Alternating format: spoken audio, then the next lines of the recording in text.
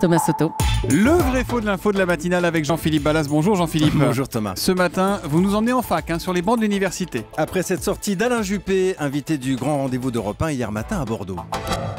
Notre système éducatif, parlons-en, il ne fonctionne pas bien aujourd'hui. Au bout de 3 ans d'université, il y a 50 à 60% des étudiants qui sont sans diplôme.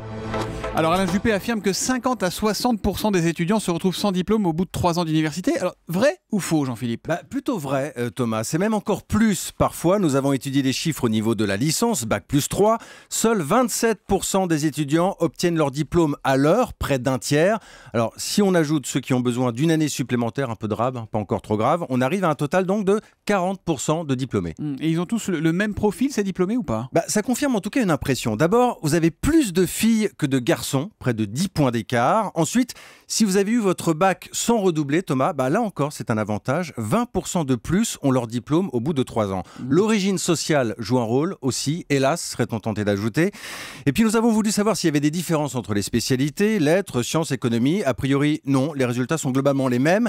Et c'est surtout après la première année que l'écrémage se fait. Bon, et si on se compare aux autres pays, Jean-Philippe, est-ce que la France est larguée ou pas ?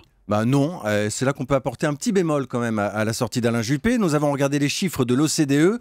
Sur une vingtaine de pays, un tiers des étudiants quittent l'enseignement supérieur sans aucun diplôme. On monte même à plus de 40% aux États-Unis, où les frais de scolarité notamment sont très élevés, alors que la France, elle, est en dessous de la moyenne, à moins de 25% de jeunes qui n'auront rien à la sortie. Alors, comment on peut s'améliorer encore ?